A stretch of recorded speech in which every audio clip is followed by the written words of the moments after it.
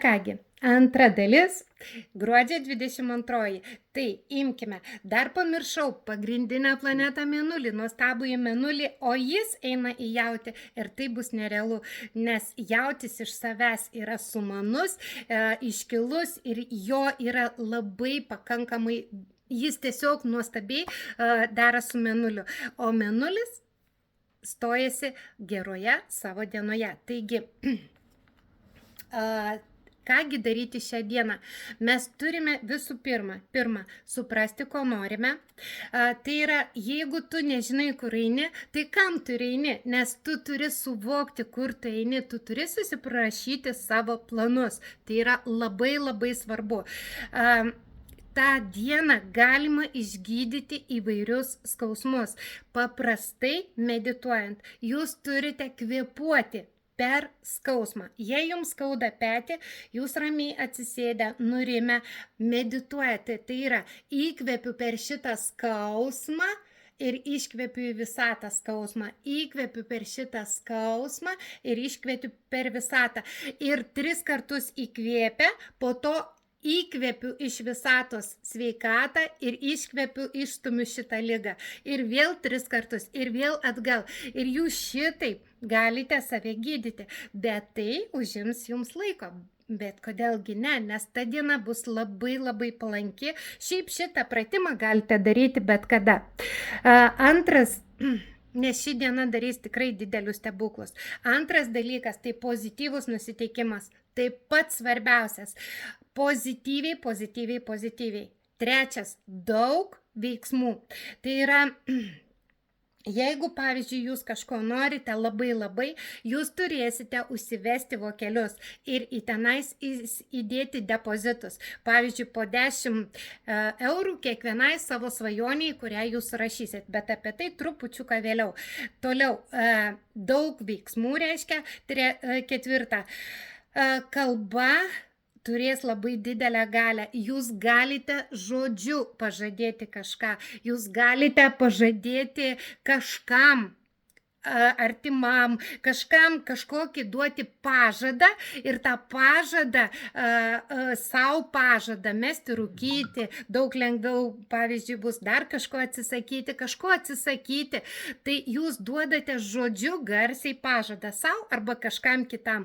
Tai irgi labai turės didelę jėgą. Mintys. Suformuoti savo mintise savo ateities gyvenimą ir kad ateitis pasisiektų greičiau yra dar tam tikri dalykėliai. Toliau, dar vienas iš kolektyvinis apsijungimas. Jei turi draugų, medituokit, svajokit, juokitės, bendraukite. Ta diena yra skirta tam. Ir kūno galimybės. Mes visi turime savo energetinius resursus. Ir mes, kai norim kažko pasiekti, mes turime turėti energetikos. Energetika yra prigimtinė, tai yra iš protėvio atsinešta, gimimo datose yra tie skaičiai, pasakau, kiekvienam turi didesnę, mažesnę energetiką, kaip ją naudoti, bet tai reiškia prigimtinė ir energetika yra gaunama, o gaunama yra per maistą, iš gamtos, netgi iš vitaminų gaunama energetika. Tai yra papildomai gaunama energetika. Aišku, yra žmonių, kurie iš kitų žmonių gauna energetiką, tai turėtumėt suprasti, tai nėra labai gerai, bet vis dėlto tai taip pat gaunama energetika. Taigi, kai mes turime tikslą, mes tą tikslą užsirašome, mes jį išgvildename labai stipriai ir mes turime turėti energetikos, kad jį užkrauti. Reiškia, ta energija tikslui skirta, ji turi būti didesnė. Jeigu jūs turite didelį tikslą ir jūs neturėsit nei prigimtinės, jūs mėgstat ant sofkutės gulėti, jūs nenorit nieko daryti, tai kaipgi jums duos tą tikslą, nes jūs tiesiog jos nesugebėsit išjudinti, išaktyvinti. mano patarimas, judinkit savo energijas, vaikščiodami, atlikdami paprastus veiksmus, namų ruošos veiksmus, tai didina jūsų energetiką ir artina visus jūsų tikslus. Taigi, kaip padidinti energiją? Likimo energija, jinai paprastai visada yra tokia daugmaž vienoda ir kai jūs esate pozityvus, energija didėja savaime. Jinai gauna iš visatos palaikymą ir jinai tiesiog didėja. Kai jūs esate negatyvus, jūs atiduodate likimo prigimtinę energiją visatai arba kitiems žmonėms. Kaipgi padidinti energiją tikslui? Tai pirma, ekstazė, eskezės. Eskezės tai yra, kai jūs norite tikslo, jūs nusistatote, kad jūs keletą dienų kažko nevalgysite, arba kol nepasieksite tikslo, ten nenaudosite saldumynų, tiesiog arba kažkurį laiką laikysite, ar vieną dieną nevalgysite.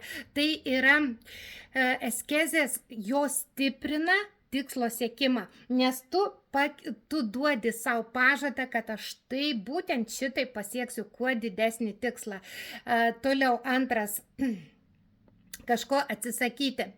Kol nepasieksiu tikslo, atsisakau, pavyzdžiui, rūkymo, atsisakau saldumynų valgymo, kažko atsisakyti.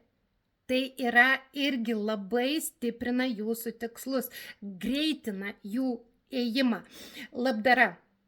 Labdara, kai mes darome kažkokią pagalbą kažkam, tai yra labai stipriai auginame energetiką. Auga garbės ir pagarbos energija, kuri duoda tikslų greičiui plus 30%. Tai kodėlgi tuo neužsiimti?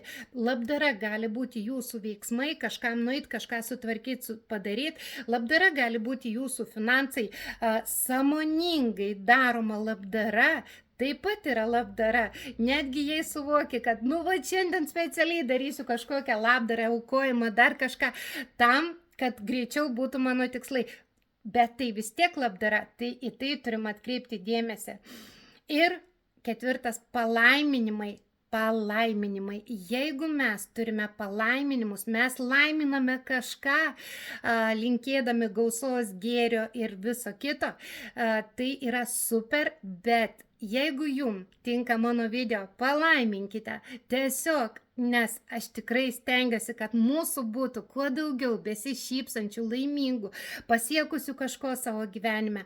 Ir taip pat sulaukite palaiminimų iš savo artimųjų, paprašykite, palaiminkite mane. Ir jeigu žmogus parašo, laiminu tave, super, kuo daugiau palaiminimų, bet tų nuoširdžių. Jeigu galvojat, kad paprašy, tai palaiminsiu, ne. Tai neveikia. Veikia nuoširdus palaiminimai iš tos energijos. Nuostabu. Laiminu tave, laiminu 1000 kartų tavo gyvenimą ir viską, kas yra jame. Ir va tada iš mokytojų, tėvų, draugų, pažįstamų, prašykite palaiminimų, juk taip sudėtinga ką nors paprašyti. Ir penktas jau čia būtų, darome pastangas, fizinės pastangas. Tai reiškia, jeigu rašome tikslą sąsiuvinyje, pamedituojame su juo, mes jį iškeliame taip, kad jį matytumėme kaip gyvą, kaip judantį, kaip viską. Ir tada dar užvedame raudoną vokelį ir jį įdedame 10 eurų, ar ten daugiau, 100 ir 1000.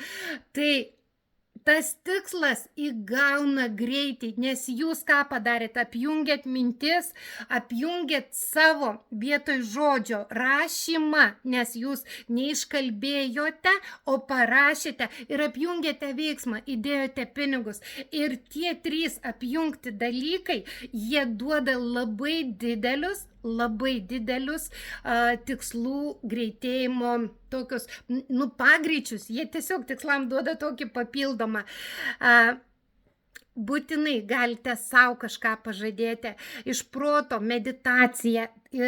Protas padeda apjungus su meditacija pagreitinti tą jūsų užrašytą tikslą. Surašykite daug gražių, nuostabių tikslų ir lai jie visi išsipildo. Aš jūs labai labai myliu, visus laiminu, kurie pažiūrėjote, kurie padėjote laikus, kuriem patinka tai, ką aš kalbu, ir lai jūsų gruodžio 22 būna laikas sau ir savo ateičiai. Kodėl laukti 10, 20, 30 metų, jei jūs tai galite padaryti jau rytoj gruodžio 22. Eligija ir skaičių magija.